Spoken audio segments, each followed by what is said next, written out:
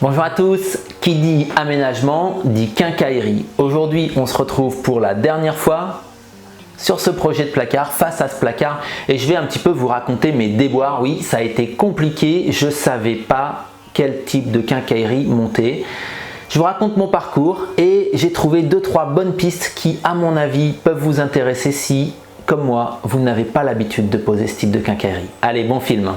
Alors, au moment où je vous ai fait la présentation théorique de mon projet de placard, je vous ai parlé de mon problème de charnière et que je ne savais pas trop comment j'allais m'y prendre parce que mes portes faisant 25 mm d'épaisseur, alors que la plupart des aménagements de type cuisine, placard, dressing qui utilisent du panneau vont utiliser du panneau de 19. Et donc quand ma porte s'ouvre, eh ben, son épaisseur fait qu'elle vient mordre sur celle d'à côté. Donc j'étais un peu bloqué, j'avais commencé à réfléchir à des solutions artisanales et l'un d'entre vous m'a mis dans les commentaires: va voir du côté des charnières pour portes épaisses. Alors c'est ce que j'ai fait.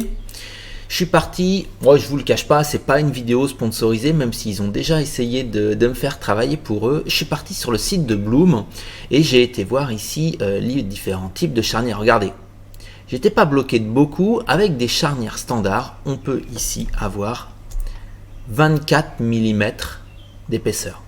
Tandis qu'ici, avec les charnières épaisses, aucune précision, mais a priori, je devrais pouvoir faire plus. Je vous laisse vous promener. Je vous mets le lien du site dans la description. Je vous laisse vous promener ici. Si on va voir le catalogue, ici j'arrive sur les charnières pour portes épaisses. J'ai pas mal d'infos, mais j'ai aucune info sur la manière de percer, les différentes dimensions.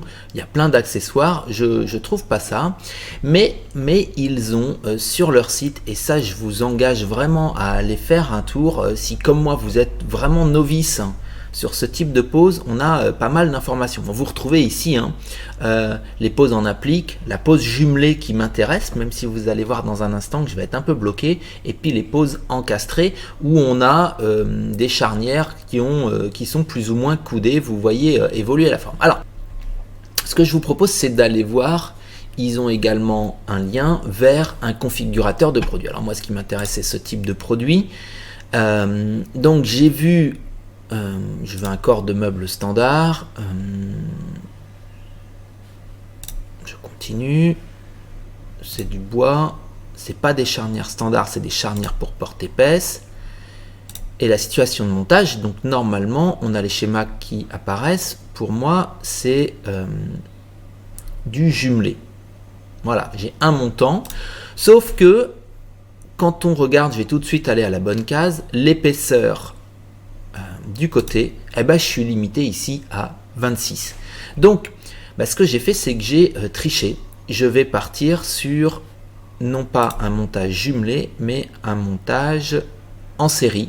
Et je vais rentrer comme paramètre que mon recouvrement sera un petit peu moins de la moitié de 30, c'est-à-dire de 15. Donc, je ne rentre pas la hauteur et la largeur de ma porte, ça ne m'intéresse pas. Par contre, ici, vous voyez que je peux aller de 14,4 à 38, donc 25, je suis marge. Le poids, j'estime que c'est environ 15 kg. Pourquoi ça a une incidence? Parce que ça a une incidence, ils vont me dire combien je vais devoir mettre de... ma connexion est un peu lente. Combien je vais devoir mettre de charnière. L'épaisseur du côté du meuble, donc je vous l'ai dit, 15, la moitié ici. Le jeu F, c'est l'espace entre les deux portes. 2 mm, de 2 à 12. Le recouvrement, le recouvrement, normalement, il devrait me le donner, c'est 13. Voilà. Moi, j'aurai un petit rayon de face qui fera 5 mm, mais ça va, je suis dans la marne. Distance du boîtier, et c'est là où ça commence vraiment à être intéressante. On commence à me donner les différentes informations de montage, et ça, c'est super. La distance de l'embase, c'est celle que l'on retrouve pour savoir si vous avez différents supports. L'embase sur lequel va venir se clipser la charnière peut être plus ou moins épaisse pour transformer une charnière droite en une charnière demi-coudée par exemple. Donc ici j'ai tout ce qu'il faut, je peux continuer.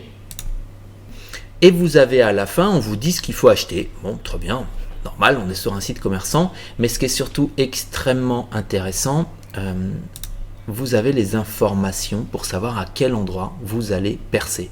Et donc moi je sais par exemple que je vais percer ici avec un espace de 5 mm, c'est ce qu'il y a de mieux. Donc ça c'est extrêmement intéressant, on ne sait pas forcément comment on va régler, et là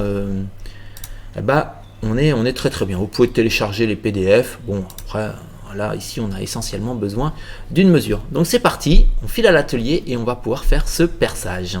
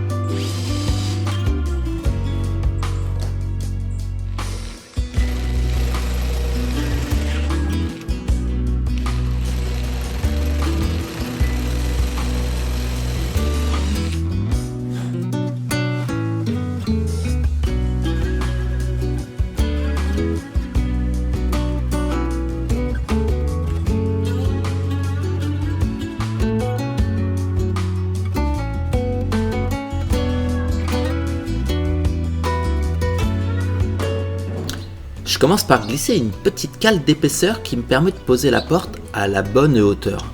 Ensuite, comme mes embases que j'ai clippées sur les charnières ont des petits ergots, je n'ai plus qu'à visser en place. Au départ, je mets seulement 2 vis, une en haut, une en bas, pour voir si tout fonctionne bien. Avec ça, c'est un peu bricolage, mais ça fonctionne très bien.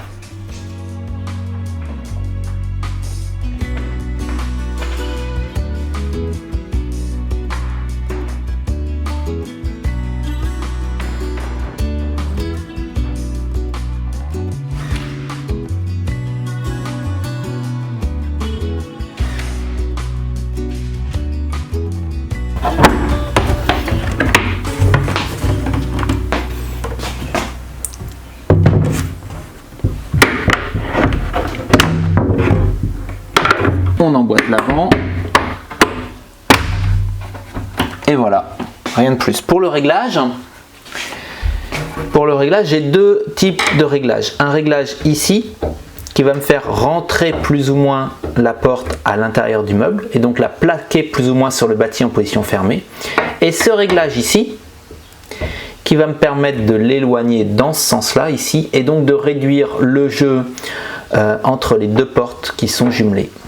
Tout simplement, il n'y a rien de plus. Le jeu haut-bas se règle uniquement grâce aux 2 petites vis ici. Sur ces embases-là, je n'ai pas de réglage de montée-baisse.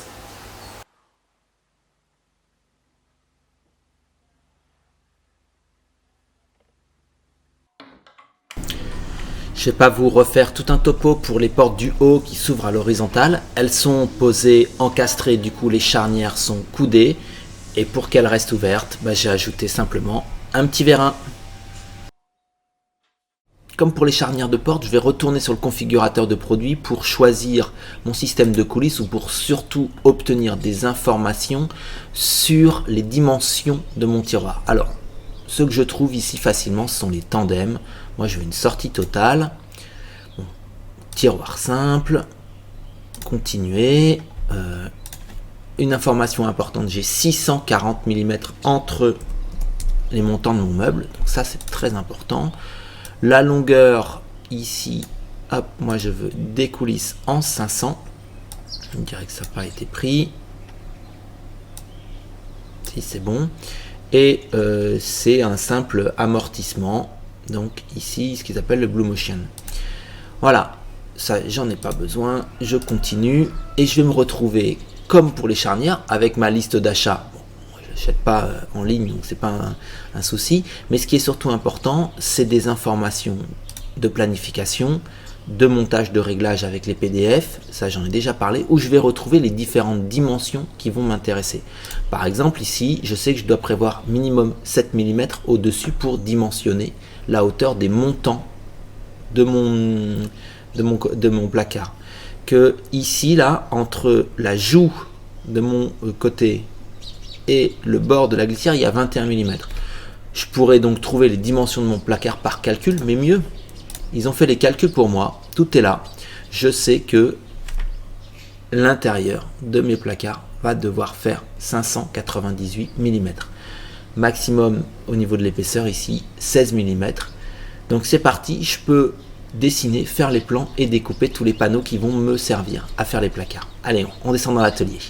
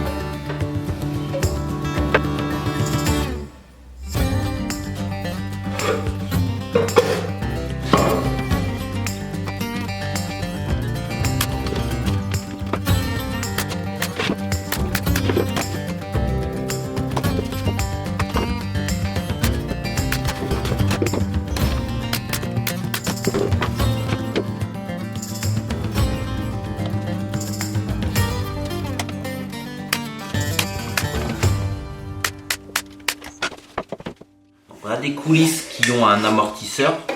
Si vous allez voir ici un petit vérin qui fait que quand on les repousse, à la fin elles ralentissent. Donc c'est vraiment sympathique. La caisse va venir se poser ici et on a donc sur le côté les flancs de notre caisse. C'est pour ça que vous m'avez monté les caisses ici avec un retour qui va permettre d'encastrer le côté du tiroir. La caisse, elle sera maintenue, fixée sur les glissières grâce à ce petit système qui vient simplement se clipser ici. Donc une fois que c'est accroché, on visse ça à la fois sur la caisse et sur la façade et on peut retirer la caisse simplement en appuyant ici. Alors dans mon cas, c'est pas très simple parce qu'il faut glisser ses doigts, hop, tirer sur la petite poignée orange, mais on y arrive. Et une fois que c'est mis en place, on vient reposer la caisse, pousser dans les deux coulisses et ça vient se clipser ici. Donc faire attention qu'on a deux systèmes qui sont symétriques, c'est pas le même à gauche et à droite, bien entendu. Au passage, vous avez ici des petits éléments de réglage qui sont bien pratiques. Vous voyez, en tournant ici, j'ai ce petit creux, j'ai ce petit ergot là qui va monter et baisser. Et donc si j'ai un problème de façade qui n'est pas parfaitement aligné, je peux simplement changer l'assiette de mon placard. J'ai la même chose ici à l'avant avec ce petit élément qui vient coulisser et qui va venir soulever l'avant. Donc je peux régler l'assiette de mon caisson sur ces 4 points pour être sûr d'avoir un super alignement au niveau de la façade.